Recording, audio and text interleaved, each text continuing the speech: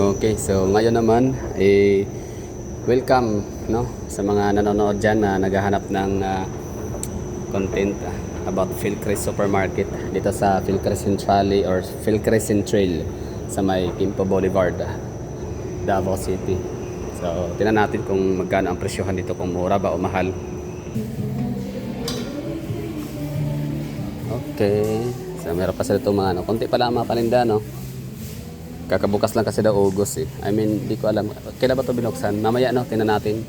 Or tatanong na natin. Yan, merong customer service. Tanong natin kung ilan nag-open to dito.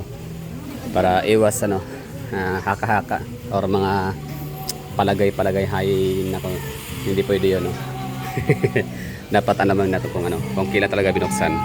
Okay, so confirmed August 1 talaga sila nag-open itong grocery store na to. Actually itong up price. So, ibig sabihin sabay-sabay, no?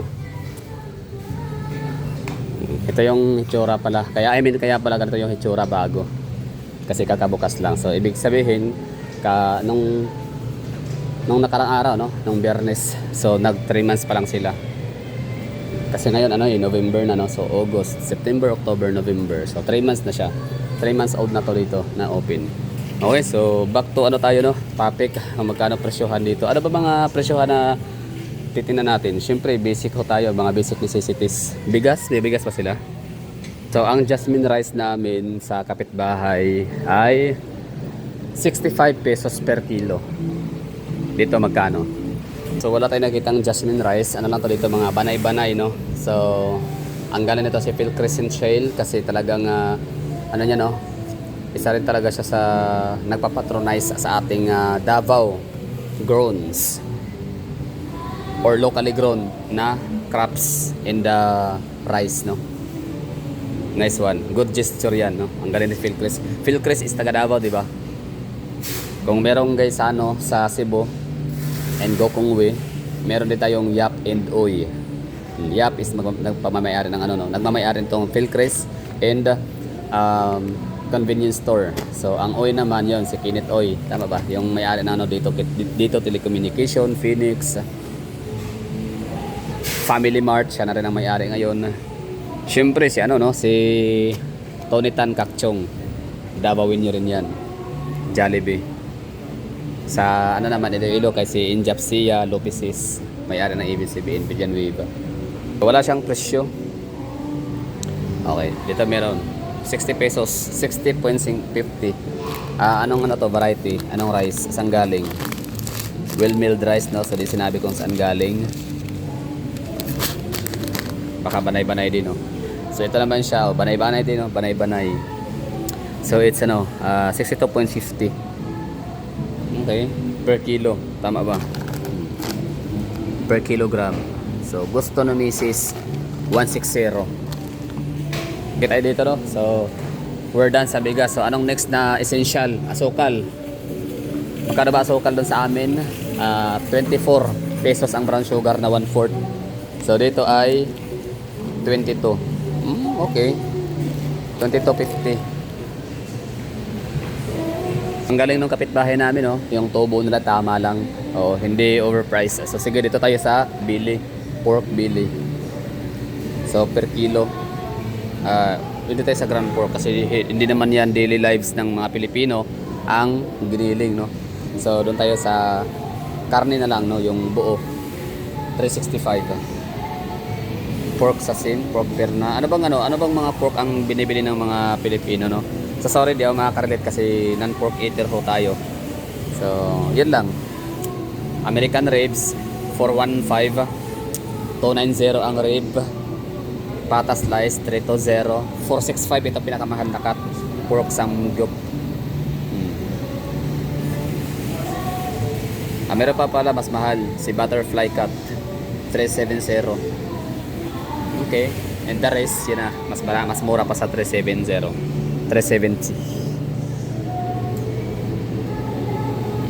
Mura lang pala ang paa ng baboy. Okay, manok. Ito yung natin, pinaka basic, no? So pang partner sa bigas.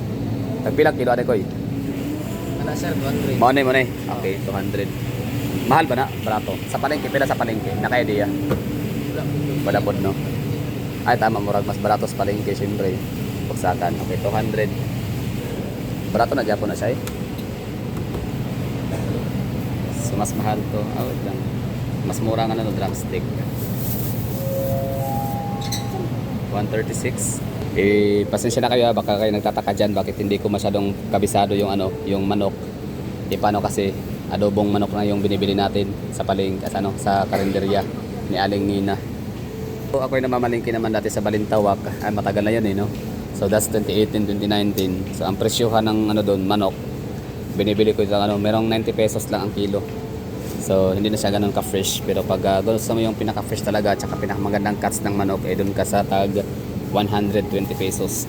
So siguro dahil nga sa inflation ngayon sa panahon ni PBBM mas na siguro 200 na rin no? Or lagpas pa doon. So mura ang 200 pesos. So we're done no. So sa itlog tayo, basic needs natin itlog. Isa yan talaga sa natin no, life saver no. Oh, totoo yan, life saver to. Magkano kaya i-tray nito? Ang tray large no, so 118 by 12 by 12. Ayun no, so 118 pesos or 118 pesos and 65 centavos ang presyo sa isang dosina. So dinivide natin siya into 12 pieces. So lumalabas siya na 9 point something no, or 10 pesos per piece. So sa kapitbahay naman natin is 11 pesos. So mura to dito, mas makatipid ka no. Partida aircon dito ha sa loob, 'di ba? At saka in fairness din sa kapitbahay din, ibig sabihin hindi sila sugapa no, hindi sila swapang. Talagang tama lang yung presyohan nila sa kanilang mga produkto, hindi overpriced. So, ito naman sila, para sa akin isa to sa hindi hindi ako mabubuhay pag walang bawang at sibuyas. Pero hindi ko na yan titingnan kung magkano, wait lang magkano ba to dito? Dito lang na tayo, tingnan natin, pero wala naman nakalagay na presyo kung magkano no. It's 200 grams. Wala nakalagay na presyo kung magkano. Dito na lang meron nakalagay. So 37 pesos ang 5 piraso. Yan, bawang. Ang hilig-hilig ko talaga sa bawang at sibuyas. So ilang ba to? Ilang weight nito? So 0.14. So ibig sabihin basta taga 265 ang kilo sa bawang. Ibig sabihin hindi sila nakakalayo sa presyohan ng palengke. Mas maganda pa dito aircon. Ang sibuyas naman tayo is 255. So mas mahal ngayon mas mahal ng 10 piso ang presyo ni bawang no, kumpara kay sibuyas. So 255 ang kilo ni sibuyas. Mura mahal. Parang mahal yata dito no. Mahal dito kasi nung nakita ko dun sa may palengke nung nakaraang araw na nag-vlog tayo update sa palengke ng Bangkirohan, parang 90 lang yata or 100 ang nakita ko doon. I don't know. So basta mura, mas mura sa Bangkirohan, panigurado yan, matik yan, siyempre bagsakan. Okay, so tapos na tayo sa essential, asukal. Okay, hindi ko pala nakita kung magkano. Ayun na nga, 22. 24 sa kapitbahay, dito 22. So meron silang tubo na 1 peso and 50 centavo. Mantika, sige. Ito, binibili natin mantika, Baguio. Ice cream, cornito. Okay. Essential ba ang mga ice cream? Hindi naman no. Size lang. Tama lang no. Per piece.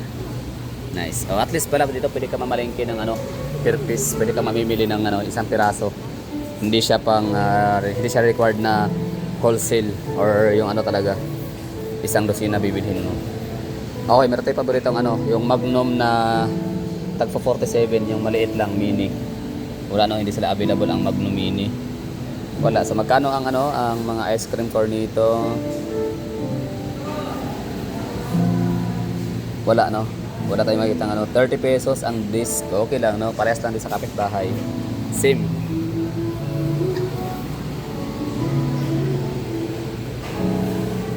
Okay. Nice. Pangmasa no. Ang presyohan nila. Sana pa bang natin? Essential sardinas. Oo, totoo 'yan. Sardinas essential dito sa akin. Asan pa mga sardinas yan? Yung maramihan. Ito sardinas. So, sabi ni Kuya, mega sardines.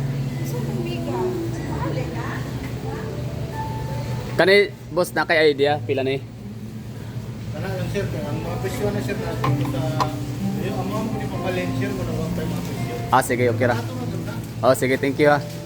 Mega, 22. Tag 22 ang mega sardines. So, pero ang paborito kong ano ha, Master sardines, tsaka 555. Ito yung gusto kong ano, kasi ang taas ng ano, sodium. Kaya sabi ko, ba't masarap to kumpara sa ibang sardinas? Yan pala, ang taas ng sodium content. Ang sodium is yung asin or bitsin, no? Sabi ko, kaya pala masarap. Kasi ang taas ng sodium. So, 22 ang presyo. So, mura lang din siya kasi sa kapitbahay namin, 27 pesos. So, tubo si kapitbahay ng 5 piso or 4 na peso. Parang gano'n, no? So, essential sa akin yung sardinas kasi hindi yan napapanis. Diyan lang yan nakatabi. So, pagka tinatamad, yan. Basta may kanin na init lang. Tapos, sardinas. Sold na tayo doon. Ano pa ba mga essential? Kayo, ano bang essential nyo sa buhay? Beef loaf. Corn beef. Essential din ang corn beef. Kaso nga lang mahal ang pure foods. Kaya, hindi occasional ito sa akin. Hindi ko siya laging inuulam. Okay, nakita natin yung pure foods. Ang pure foods sa amin is 87, no? So dito 82 lang. Tama. So konti lang tubo ni kapitbahay. Pure foods corn beef. Alin ba dito? Ito. So dito tayo sa 82. So ang tubo ni kapitbahay 5 piso lang. Essential yan no? Essential. So yun lang siguro. Okay na tayo dito. Thank you for watching. So far so good. Okay ang presyohan dito.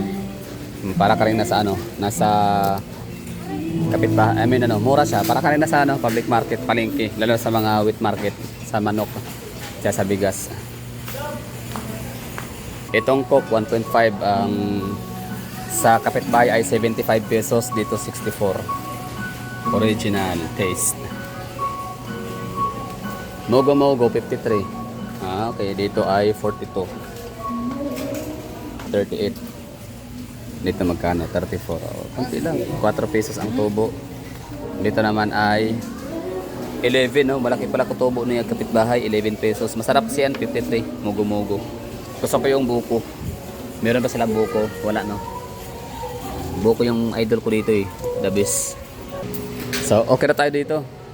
Maraming salamat sa mga nanonood, no? So, kayo, ano bang essential sa inyo? Mura ba siya? Para sa akin, mura lang, no? Kasi syempre, kapitbahay yung kinuha natin ng basis na presyohan. Kasi nga, tubo na yun sila, no? So, okay na tayo. So, yung kapitbahay natin kasi mura lang yun sa lahat ng mga nagtitinda doon sa amin. Kahit pa sa convenience store, walang panama ang convenience store, no? Pagdating sa presyohan, mas maganda nga doon sa kapitbahay kasi mas mura talaga siya. So, ngayon, mas mura to dito, di ba? Siyempre yung kapitbahay, retailer na yung ngayon, no? So mas mahal talaga sila ng mas konti. Okay, so thank you for watching. Labas na tayo dito. Na-review na ho natin yung kailang Philcris. So ang gusto kong puntahan siguro bukas o pwede rin ngayon, no? Iwan ko lang kung OP pa ba ang Philcris sa Illustre. Pero magagabi na, no? Okay na, thank you for watching. Bye bye.